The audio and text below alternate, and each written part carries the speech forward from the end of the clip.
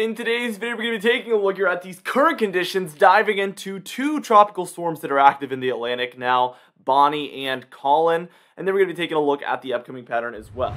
Let's get straight into things though, and first things first, we can see this spinning cyclone here, this tropical storm Colin that is over the state of South Carolina. I know, big time surprise there.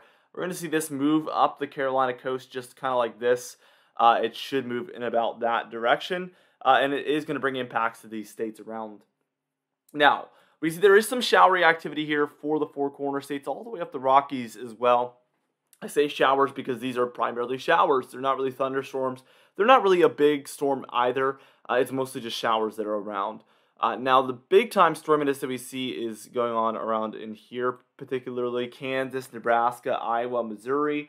As well as up here, we have some of that going on for the Dakotas and Minnesota. We even have some storminess extending all the way around here for this region, which is going to be kind of a cold front that's moving through this area here. Or actually, I drew that wrong. It's kind of like this, where we're seeing this cold air behind dive in just like this, and we're seeing a lot of warmth out ahead of it. So we're seeing temperatures move in like this.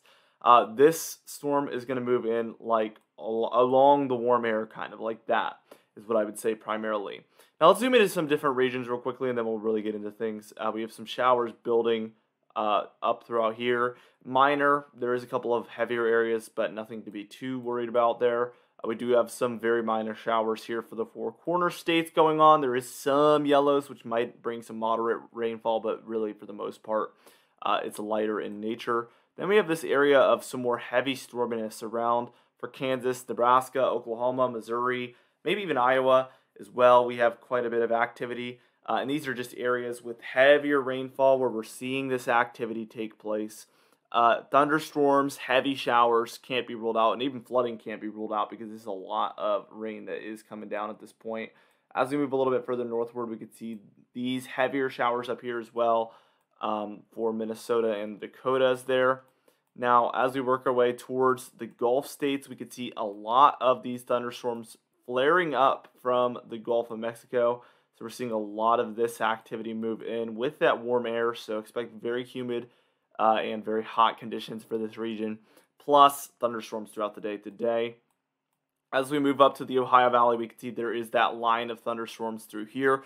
With that cold front, these could develop a little bit further later on today. Only time will tell. And then we have some activity up here in the northeast as well. Mostly showers, but there's some thunderstorms in there as well for sure.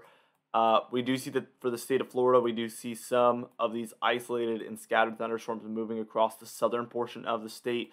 I see a couple making their way on shore up here as well. So there is some storminess around. And then last but definitely not least, we have some of this storminess with this tropical storm here. We can see that it is definitely not where this is showing. It's probably more like, well, I'll zoom in, but it's definitely more like here at this point, right about there. So it's actually gone ahead and moved in that direction.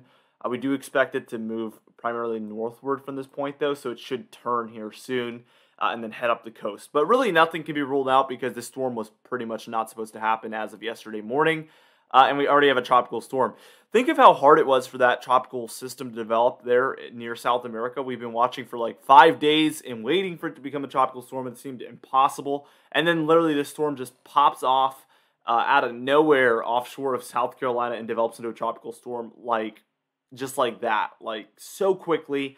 Very, very interesting stuff. We can expect a lot of impacts for all of these areas in here. It's going to be windy from this storm, especially as it gets closer. We can already see precipitation moving up through the state of North Carolina, heading towards Virginia as well. And these are going to be associated with this storm. It's going to continue to move up the coast, bring storminess for these areas. Could have some impacts for 4th of July as well, with some windy conditions around. Especially, I know near me there's some 3rd of July events. That type of thing could be impacted, especially if you have some early firework events happening that evening on Sunday. So keep that in mind. We'll talk about that a little bit later on. What we're going to do is we're going to move on. We're going to take a look at the upcoming pattern. We're going to break all of that down. And then we're going to take a look at the tropics, break all of that down. And then we're going to take a look at the severe weather from the Storm Prediction Center as well. All right, now here we are taking a look at that upcoming pattern. Let's take a look at this afternoon, and we can see that there's a lot of activity in here taking place. Also, I mean, if you take a look at the eastern half of the nation as a whole, this is where the primary activity is going to be today, the eastern half, and then it's really warm and quiet here for the west. That seems to be the trend here. As we approach tomorrow afternoon, we can see a lot of storminess still around for the southeastern United States. We see some of that up there for the northwest as well taking place. Jet stream in general looks about like this. So this cold front comes through, and this allows for the jet stream to dip down in this region. So that's why we're seeing that take place. As we approach July 4th, the afternoon hour, we see that for the upper Midwest through the Northwest, we see that there's a lot of activity up here that will have some impacts for the 4th of July. Southeast has some isolated and scattered thunderstorms around. And actually, as we move towards the evening hour, we can see this clears up a little bit. So this is going to be around maybe 10 p.m. So a lot of fireworks are going to be happening between 9 and 10 p.m., I'm assuming. So this would be around when that would be happening, right about here. It becomes a lot more dissipated. Up here, we do have more impacts, though. So for this area that I'm circling here, you're going to especially want to pay attention to the radar. Also, again, we have these showers down here. And then also, we have some showery activity happening in the Four Corner states as well. That will also be worth noting. That's all for the evening of the 4th of July. Now, as we approach the 5th of July here, on Tuesday afternoon, we see that the east is still dealing with a lot of storminess around thunderstorms. Showers cannot be ruled out. We also have activity all the way up the northern border of the United States and all the way down a bit of the west coast as well. So we're seeing quite a bit of activity here. Again, we took a look at this yesterday, but it's going to be extremely active, actually. The 6th here on Wednesday, we see a ton of activity once more throughout the eastern United States, still taking place. Jet stream still looks about like this. This is around when that heat wave would be possible here for a lot of the plains when we have this feature there. Now for Thursday, July 7th, we still see some storminess around here in the eastern United States. We still see this really big dome right here where a lot of warm air is going to be able to make its way in. So this is what we're taking a look at. As we approach Friday, the 8th, we see storminess for the east still. I mean, come on now. It's getting crazy now. Saturday, the 9th here, still some storminess around here. Sunday, the 10th, it looks like it's finally dying down. There is still some activity there in the southeast. And then Monday, the 11th, it looks like it's finally coming to an end, potentially, that stormy pattern.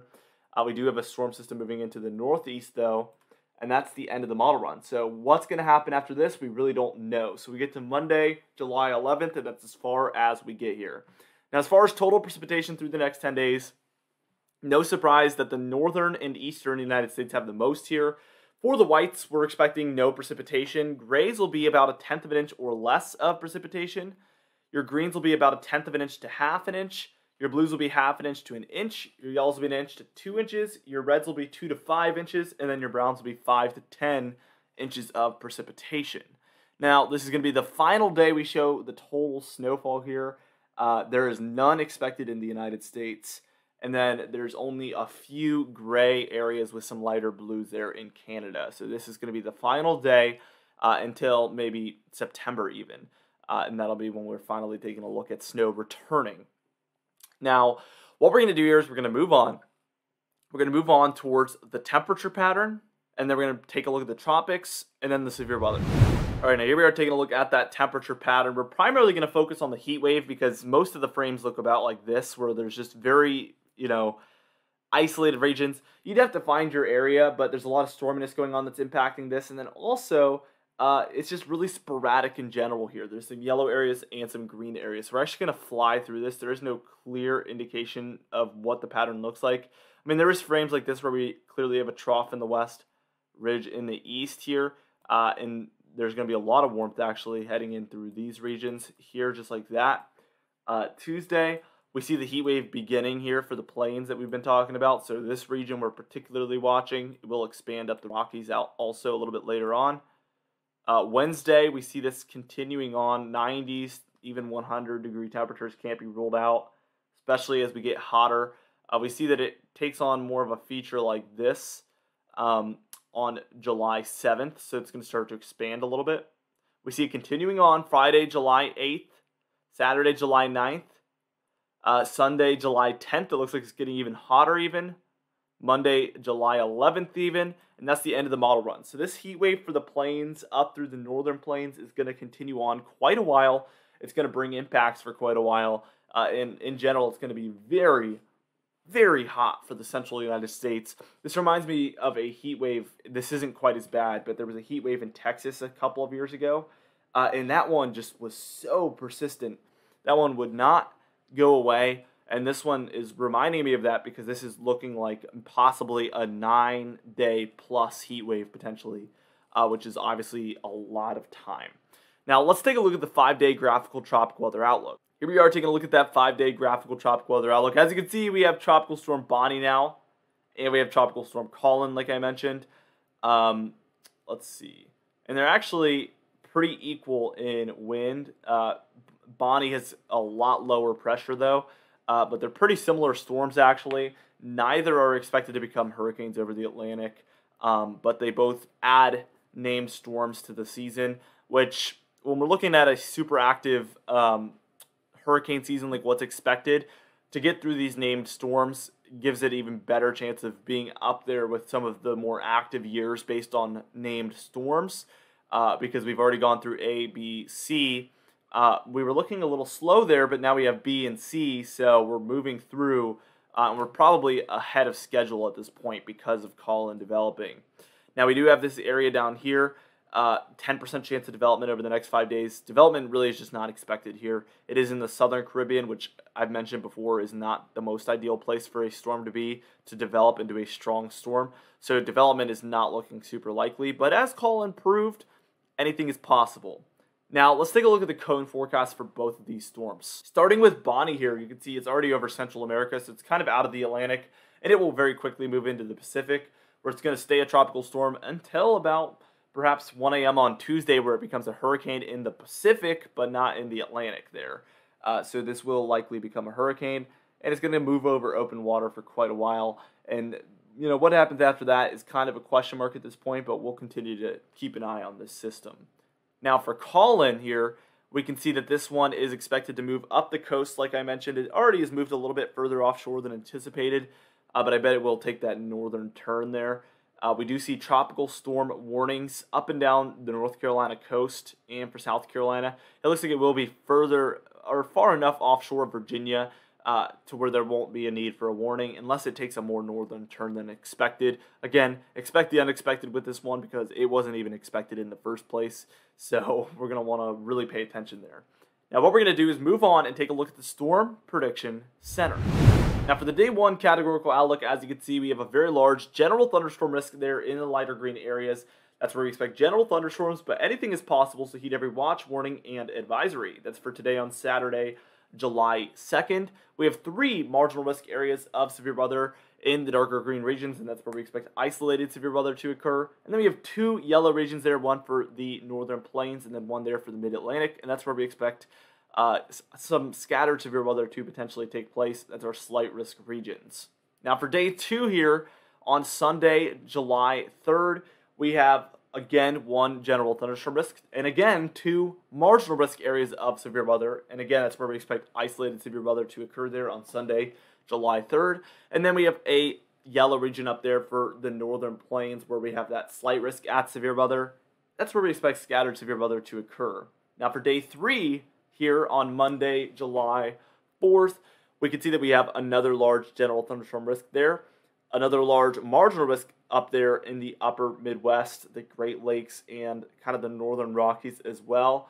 That is, again, where we expect isolated severe weather to occur. And then we have another slight risk up there for Montana and the Dakotas, where we expect scattered severe weather to occur. Anyway, for today's confidence tab, we are once again at a 4 out of 6. Only because now we've moved past those storms that we were talking about, and now we're moving on to the next subjects, which are a little bit out. So we have to wait and see what happens with those. For today's Patron Highlight of the day, I want to thank you all for supporting the channel, but especially our Platinum patrons, Bill Crates, James Wade, Dovin Nagel, Lurlepan, Mandy Birchfield, Patrick Strickland, Dave Scott, and Donna Carnes as well. I would also like to thank our Diamond patrons, Bill Roberts, Marcus Connolly, Noah Harlan, Melissa Catbite, Charles Stinnett, Bill Dallas Garris, and John Calisi also. I'd also like to thank our channel members, Catbite, Stephen Fan, and Jeremy Cox as well. Anyway guys, thank you so much for watching this video. Be sure to smash that like button, leave a comment down below, and subscribe for more weather-related content. I'll see you guys in the next video.